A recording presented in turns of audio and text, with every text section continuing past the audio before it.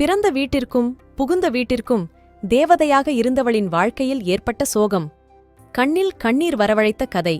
அப்போதுதான் வெளியே சென்றுவிட்டு வண்டியை வீட்டு வாசலுக்குள் கொண்டு வந்திருந்தாள் அம்பிகா. வண்டிக்கு ஸ்டாண்ட் போடப் போனவள் அம்மாவின் அழுகுரல் கேட்டு வண்டியை அப்படியே போட்டுவிட்டு உள்ளே ஓடி வந்தாள். அப்பாவும் அதிர்ச்சியாய் அமர்ந்து இருக்க அம்மா அழுகையை அடக்க முடியாமல் சத்தமாக அழ ஆரம்பித்தாள். அம்பிகாவிற்கு ஒன்றுமே புரியவில்லை. அப்படியே செய்வதறியாது நின்றிருந்தவள் கொஞ்சம் சுயநினைவிற்கு வந்து அப்பாவிடம், "என்ன ஆச்சு?" என்றாள். அப்பா அதிர்ச்சியிலிருந்து மீளாதவராய், "கண்ணன் மாமா இறந்துட்டாராம், இப்பதான் ஆதிரா போன் பண்ணான்னு சொல்லவும் அம்பிகாவிற்கு என்ன செய்வதென்றே தெரியாமல் தலையெல்லாம் சுற்றியது. அப்படியே செய்வதறியாது இருந்தவள் உதடு மட்டும், "என்னாச்சு மாமாவுக்கு? நல்லாத்தானே இருந்தாரு, நேத்து சாயந்தரம் கூட போய் பார்த்துட்டு தானே வந்தேன்" என்றாள். "எனக்கும் புரியல. ஆதிரா போன்ல பேசினப்ப காலையில சாப்பிட்டுட்டு உட்கார்ந்து இருந்தாரு, திடீர்னு நெஞ்சு வலின்னு சொன்னாரு. அண்ணன் வெளியில போய் இருந்ததால பக்கத்து வீட்டு அங்கிள் வந்து கார் எடுத்து ஹாஸ்பிடல் போனோம். அங்க போனதும் டாக்டர் பார்த்துட்டு இறந்துட்டார்னு சொல்லிட்டாங்கன்னு சொல்லி அழ ஆரம்பிச்சிட்டா. சரி, நாங்க உடனே கிளம்பி வர்றோம்னு சொல்லிட்டு உனக்கு ஃபோன் பண்ணலாம்னு இருந்தேன். அதுக்குள்ள நீயே வந்துட்ட. உங்க அம்மாவும் செய்தி கேட்டதிலிருந்து அழுதுட்டே இருக்கா. எனக்கும் என்ன பண்றதுன்னு புரியல" என்றார் அம்பிகாவின் அப்பா. கண்ணன் அம்பிகாவின் தாய்மாமா. இவளுக்கு மாமாவை ரொம்பவும் பிடிக்கும். மாமாவிற்கும் இவள்தான் செல்லம். அவருக்கு அருண் என்று ஒரு மகனும் ஆதிரா என்ற மகளும் இருக்கிறார்கள். என்னதான் அவருக்கு 2 பிள்ளைகள் இருந்தாலும் தங்கை மகளான அம்பிகா மீது தனி பாசம். கண்ணனின் மகனும் மகளும் கூட இவரிடம் ஏதாவது கேட்க வேண்டுமென்றால் நேரடியாக கேட்க மாட்டார்கள். அம்பிகாவிடம் சொல்லி கேட்க சொல்லுவார்கள். கண்ணனை பொறுத்தவரை அம்பிகா பேச்சிற்கு மறுபேச்சு கிடையாது. கண்ணனிடம் மட்டுமல்ல, அந்த குடும்பத்திற்கே அப்படிதான். அம்பிகா கடைக்குட்டி என்பதாலா இல்ல யாரிடமும் இல்லாத வசீகரம் அவளிடம் இருப்பதாலா தெரியாது. ஆனால் அம்பிகாவின் அம்மா அப்பா துவங்கி பாட்டி, தாத்தா, சித்தி, சித்தப்பா, மாமா, அத்தை என லிஸ்ட் நீளும். கண்ணனின் மகன் அருணும் அம்பிகாவும் காதலிக்கிறார்கள் என்று தெரிந்ததும் குடும்பமே கொண்டாடி தீர்த்தது. இருக்காதா பின்னே? அம்பிகா கண்ணனின் செல்லம் என்றால் அம்பிகாவின் அம்மா விஜயாவிற்கு அருண் செல்லம். அதோடு இருவரும் அத்தை மகள் மாமன் மகன் முறைவேறு. சொந்தத்துக்குள்ளேயே பெண்ணிற்கு நல்ல இடம் என்று விஜயாவிற்கும், தனது தங்கை மகளே தன் வீட்டு மருமகள் என்று கண்ணனிற்கும், தங்களின் பேரப்பிள்ளைகள் இருவரும் திருமணம் செய்யப் போகிறார்கள் என்று அவர்களின் பாட்டி தாத்தாவிற்கும் செம கொண்டாட்டம். எல்லாம் சரியாகத்தான் போய்க் கொண்டிருந்தது. ஒரு ஞாயிறு மதியம் அருணிற்கும் அம்பிகாவிற்கும் அவர்கள் பாட்டி வீட்டு முற்றத்தில் சண்டை வரும் வரை அருணும் அம்பிகாவும் வழக்கம் போல ஏதோ விவாதிக்க, எல்லாரும் இது எப்பவும் நடக்கும்தானே என்று அவரவர் வேலையை பார்த்துக் கொண்டிருந்தார்கள். ஆனால் அன்று கொஞ்சம் பெரிய விவாதமாகி அதுவே சண்டையாகி இருவருக்குள்ளும் ஒரு பிரிவை ஏற்படுத்திவிட்டது. அவர்கள் இருவரையும் சமாதானப்படுத்தி பேச வைக்க குடும்பமே முயற்சித்தும் பலன் எதுவும் இல்லை. "நான் அவனிடம் பேச மாட்டேன்" என்று அம்பிகா பிடிவாதமாய் நின்றாள். அருணிற்கும் ஆரம்பத்தில் அம்பிகாவிடம் கொஞ்சம் கோபம்தான். அப்படி என்ன சொல்லிவிட்டேன் அவளுக்கு இப்படி ஒரு கோபம் என்று. ஆனால் ரொம்ப நாள் அது நீடிக்கவில்லை. 2 நாளில் அவனின் எல்லா கோபமும் பறந்துவிட்டது. மீண்டும் அவளிடம் பேச வேண்டும், அவளுடன் வெளியே போக வேண்டும், எப்பவும் போல அவளிடம் விவாதிக்க வேண்டும். விவாதிக்கும்போது அவள் கண்கள் விரிந்து சுருக்குவதை பார்க்க வேண்டும் என்று எல்லாம் அவனுக்கு தோன்ற ஆரம்பித்தது. அதனால் அருணும் அப்போ பேச முயற்சிப்பான். இவள் முகத்தை திருப்பிக் கொண்டு போய் விடுவாள். கண்ணனின் வீட்டிற்கு சென்றால் கூட அருண் இருந்தால் மாமா, அத்தை, ஆதிராவை வீட்டு வாசலுக்கு வரச் சொல்லி பார்த்து பேசிவிட்டு சென்று விடுவாள். அப்போதெல்லாம் அருண் உள்ளிருந்து ஏங்கிக் கொண்டிருப்பான். அம்பிகா எப்பவும் போல, "டேய் அருண்" என்று கூப்பிட மாட்டாளா என்று. அவள் என்னதான் இவனை விட 4 வயது சிறியவளாக இருந்தாலும் சிறு வயதில் இருந்தே "வாடா போடா" என்றுதான் அழைப்பாள்.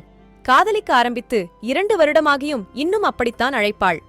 அருணிற்கும் இவள் "டேய்" என்று நாளைக்கு ஒரு முறையாவது அழைக்காவிட்டால் அன்றைக்கு நாளே போகாது. ஆனால் இப்போது 4 மாதமாகியும் ஒரு வார்த்தை கூட பேசவில்லை அவள். கண்ணனின் மனைவி பாக்கியம் கூட ஒரு நாள் கண்ணனிடம் கேட்டாள், "என்னங்க, இது எப்படியும் சேர்த்து வெச்சர்லாம்னு பார்த்தா அம்பிகா இவ்ளோ பிடிவாதமா இருக்காளே." கண்ணனோ, "அம்பிகாவை எப்படி சமாதானப்படுத்துறதுன்னு எனக்கு தெரியும். கொஞ்ச நாள் போகட்டும், நானே பேசி அவளை சமாதானப்படுத்துறேன்" என்றார்.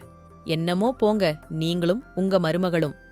என் மகனை இப்போவே இந்த பாடுபடுத்துறாளே, நாம கல்யாணம் பண்ணி வச்ச அப்புறம் என்ன எல்லாம் பண்ணுவாளோ? அந்த ஆண்டவன்தான் என் பையனை காப்பாத்தணும்னு சொல்லி சிரித்தாள். அதுக்கு உடனே கண்ணன், "ஏன் நீ காப்பாத்த மாட்டியா? உன் புள்ளைய அவகிட்ட இருந்துன்னு கேட்க." நான் எதுக்கு போறேன் அவங்களுக்குள்ள? அதோட அவ எதுனா சொன்ன சரியாத்தான் இருக்கும். நம்ம பையன் அருண்தான் ஏதாச்சும் ஏட்டிக்கு போட்டி பேசுவான்னு சொல்ல, அட பார்டா, மருமகளுக்கு இப்படி சப்போர்ட் பண்ற அத்தை கிடைச்சா உன் பையன் மட்டும் இல்ல, கடவுளையே பாடாபடுத்திருவா உன் மருமகள் என்று சொல்லி சிரிச்சார் கண்ணன். செஞ்சாலும் செய்வா என் மருமக, அதெல்லாம் கெட்டிக்காரி என்று பெருமையாக சொன்னாள் பாக்கியம். அப்படி என்னதாங்க சண்டை இவ்ளோ வீம்பா இருக்கா உங்க மருமகன்னு பாக்கியம் கேட்க, அது ஒண்ணுமில்ல, ஏதோ ஆண் பெண் நட்பு பத்தி பேசிட்டு இருந்தாங்களாம். அப்போ நம்ம அருண் ஆணும் பெண்ணும் நண்பர்களா இருக்கவே முடியாதுன்னு சொல்லவும், அம்பிகா உடனே எனக்கு கூடத்தான் நிறைய ஆண் நண்பர்கள் இருக்காங்க, அப்ப என்னையும் அப்படித்தான் சொல்றியான்னு கேட்க, வார்த்தைக்கு வார்த்தை முத்தி சண்டை வந்துருச்சாம். என்னவோ போங்க, இதெல்லாம் ஒரு சண்டையா? சரி விடு, அவ சின்ன பொண்ணுதானே, பேசி சமாதானப்படுத்திக்கலாம், நீ எதையும் யோசிக்காத, கொஞ்ச நாள் போகட்டும், நான் சரி பண்ணிடுறேன் என்றார் கண்ணன். 4 நாள் முன் அம்பிகா வீட்டிற்கு சென்ற கண்ணன் மாமா, என்னம்மா சண்டை இதெல்லாம், இன்னும் எவ்வளவோ இருக்கு, இதுக்கெல்லாம் இவ்ளோ கோவப்படலாமா? அருண் சரியா சாப்பிட்டு தூங்கி 4 மாசம் ஆச்சு. அருண் என்ன சொன்னான்னா, சும்மா விவாதம் பண்ணத்தான் அப்படி பேசினேன், வேற எதுவும் நான் நினைக்கல. அப்படி பார்த்தா எனக்கு கூடத்தான் பெண் நண்பர்கள் நிறைய இருக்காங்க, அப்புறம் எப்படி நான் அவளை தப்பா நினைப்பேன்? ஏதோ விவாதம் பண்ணும்போது எதிர்கருத்து வச்சா சுவாரஸ்யமா இருக்குமேன்னு பண்ணேன், அது இப்படி எங்களை பிரிக்கிற அளவுக்கு போகும்னு நினைக்கலேன்னு தினமும் சொல்லி வருத்தப்படுறான். கொஞ்சம்தான் கோவத்தை குறைச்சு அவனை மன்னிச்சிரேன் என் தங்கம்னு கண்ணன் சொல்ல, அண்ணா எல்லாம் நீங்க குடுக்கற செல்லம், தொட்டதுக்கு எல்லாம் கோவம்னு சமையல் அறையிலிருந்து விஜயா கூற, ஆமா நான் மட்டும்தானா, குடும்பமேதானே இவளுக்கு செல்லம் கொடுத்தோம்னு கண்ணன் சொல்ல, சிரித்த அம்பிகா, சரி மாமா, எனக்கு இன்னும் அவன் சொன்னது எல்லாம் மனசுல இருக்கு, கொஞ்சம் டைம் கொடுங்க, நானே வந்து பேசுறேன் அருண்கிட்ட என்றாள் அம்பிகா. இப்ப 4 நாள் கழித்து இடியென இந்த செய்தி கிடைக்க, அம்பிகாவிற்கு தன்னை சுற்றி என்ன நடக்குது என்றே தெரியாமல் அப்படியே சிலையாய் நின்றிருந்தாள். அப்பா அவளை ஆசுவாசப்படுத்தி ஒரு நிலைக்கு கொண்டு வந்த பிறகு அனைவரும் கண்ணனின் வீட்டிற்கு சென்றார்கள். அங்கே வாசலில் கண்களில் கண்ணீரோடு நின்றிருந்த அருண் இவளை பார்த்ததும், என் தைரியமே இங்க செத்துக் கிடக்குடி என்று அவளை கட்டிக்கொண்டு அழுதான். அவளோ அவன் அழும் வரை அமைதியாயிருந்துவிட்டு அவனிடம் ஒரு வார்த்தை கூட பேசாமல் உள்ளே சென்றாள் அம்பிகா. அருணிற்கோ தந்தையை இழந்த துக்கமும் இவள் இந்த நிலையிலும் பேசாமல் போன துக்கமும் ஒன்று சேர கதறி அழுதான். அவனை சமாதானப்படுத்த யார் யாரோ முயற்சித்தும் முடியவில்லை. அங்கே கூடியிருந்தவர்களில் சிலர், ரொம்பத்தான் திமிரு இந்த பொண்ணுக்கு, அவன் அப்படி கதறான், ஒரு வார்த்தை பேசாம போயிட்டா பாருன்னு கிசுகிசுத்தது. எதையுமே காதில் வாங்காமல் உள்ளே சென்றவள் நேரே ஆதிராவிடம் சென்றாள். அழுது அழுது கண்ணெல்லாம் சிவந்திருந்த ஆதிரா இவளை பார்த்ததும் மீண்டும் அழ ஆரம்பித்து விட்டாள்.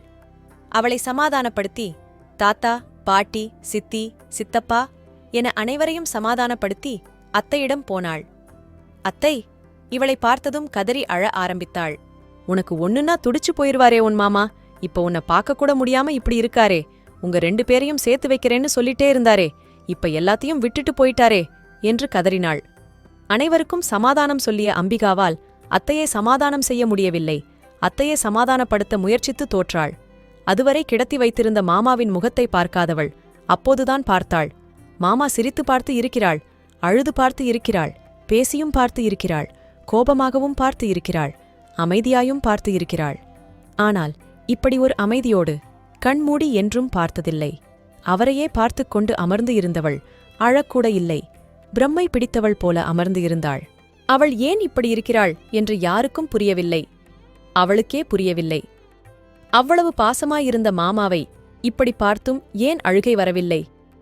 எல்லாருக்கும் சமாதானம் சொல்லியவள் ஏன் இப்படி வாய் அடைத்திருக்கிறாள் என்று யாருக்கும் புரியவில்லை. அருணும் பிரம்மை பிடித்தவள் போல் அமர்ந்து இருந்த அம்பிகாவை ஒரு நிமிடம் பார்த்து அதிர்ந்துதான் போனான். அதன்பின் அவன் செய்வதறியாது தன் அப்பாவையும் அம்பிகாவையும் மாறி மாறி பார்த்துக்கொண்டே இருந்தான். மாமாவின் பிணத்தையே பார்த்துக்கொண்டு யாரிடமும் எதுவுமே பேசவில்லை அவள். 4 மணி நேரமாக பார்த்தவர்கள் அனைவருக்கும் அது பெரும் கலக்கமாக இருந்தது. அம்பிகாவின் அம்மா, அப்பா, தாத்தா, பாட்டி என அனைவரும் எதற்காக அழுவது என்று தெரியாமல் கண்ணனிற்கும் அம்பிகாவின் மௌனத்திற்குமாய் அழுது கொண்டிருந்தார்கள். கடைசியாக மாமாவின் பிணத்தை எடுக்கும்போது என்ன நினைத்தாளோ தெரியவில்லை, வெடித்து அழுதாள் அம்பிகா.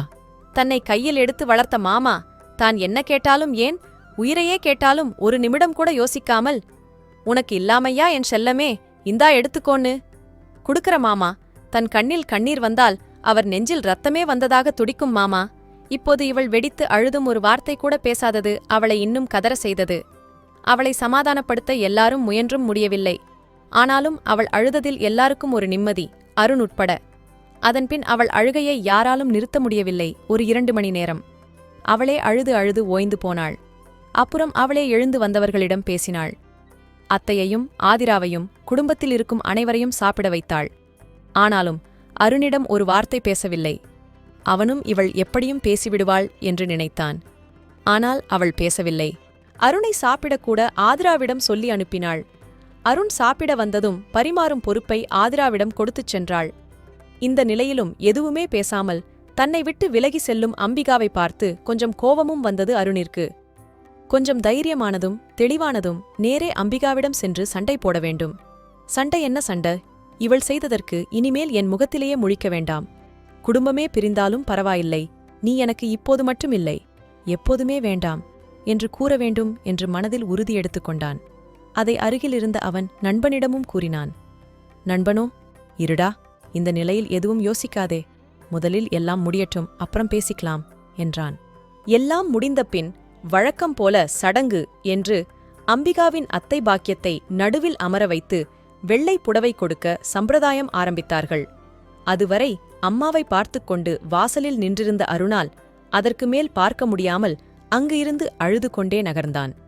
வாசலில் வந்தவர்களுக்கு காப்பி கொடுத்துக் கொண்டிருந்த அம்பிகா ஆதிராவிடம் என்ன ஆச்சு என்று கேட்க, சடங்கை ஆரம்பிச்சிட்டாங்க, அதான் அண்ணன் பார்க்க முடியாமல் போறான் என்று சொன்னதும் ஆத்திரத்தில் உள்ளே சென்ற அம்பிகா அங்கிருந்த அனைவரையும் கோபமாக பார்த்து, இந்த சடங்கையெல்லாம் இங்க வேணாம், வந்தமா போனமான்னு இருங்க, இந்த வெள்ளை புடவை வேலை, பூவை எடுக்கிறது, பொட்டு அழிக்கிறது எதுவும் இங்க வேணாம்னு கோபமாக கூற, அங்கே இருந்த பாட்டிகள் 4 பேரு, இது எல்லாம் சடங்கு, உனக்கு எதுவும் புரியாது, பேசாம போன்னு சொல்ல அம்பிகா இன்னும் கோவமாய், எது புரியாது, இப்படி புருஷனை இழந்தவங்கள கொடுமைப்படுத்துறதான்னு கோவமா கேட்டுட்டு, இதுவே அத்தைக்கு ஏதாவது ஆகியிருந்தா இப்படி சடங்கை எங்க மாமாக்கு செஞ்சிருப்பீங்களான்னு கேட்க, அங்க இருந்த கூட்டம் அமைதியா இவளையே பார்த்துட்டு இருந்துச்சு. அதோட எங்க அத்தை ஒரு நிமிஷம் பொட்டு இல்லாம இருந்தாலே எங்க மாமாவுக்கு பிடிக்காது, இப்படி சடங்கு பண்றேன்னு அவங்கள அலங்கோலம் பண்ணா மாமா கொதிச்சிருவாரு, அதனால இதெல்லாம் இங்க யாரும் பண்ணத் தேவையில்லைன்னு சொல்லி எல்லாரையும் வெளியே போக சொன்னாள். அம்மாவின் நிலையை பார்க்க சகியாமல் நகர்ந்து சென்ற அருண் இவள் பேசுவதைக் கேட்டு மீண்டும் கதவருகே வந்து நின்றான். எல்லாரையும் கோபமாக வெளியே அனுப்பிவிட்டு கதவருகே வந்தவள் அருணிடம், என்னடா பாக்கற, இனிமே உன் தைரியம் தன்னம்பிக்கை எல்லாமும் நான்தான், உன்கிட்ட நெருங்கினா என்னால கண்ட்ரோல் பண்ண முடியாதென்றுதான் பேசாம விலகி நின்னேன் என்றவள் அவன் கைப்பிடித்து வெளியே அழைத்து சென்றாள். அவனுக்கு இப்போது யாதுமாகி நின்றவளை ஊரே கண் கொட்டாமல் பார்த்தது. அருணை அவள் பிடித்த பிடி இன்னும் இறுக்கமானது. இருவரும் இணைய வேண்டும் என்ற இறந்த மாமா கண்ணனின் ஆசையை நிறைவேற்றி இனிமேல் வாழ்நாள் முழுவதும் அருணையும் அவன் குடும்பத்தையும் கைவிடமாட்டேன் என்று மனதில் உறுதி கொண்டாள். இந்த கதை பிடிச்சிருந்தால் லைக், ஷேர், கமெண்ட் பண்ணுங்க. அனைவருக்கும் பகிருங்கள். மறக்காம தமிழ் சேனலை சப்ஸ்கிரைப் செய்யுங்கள். நன்றி.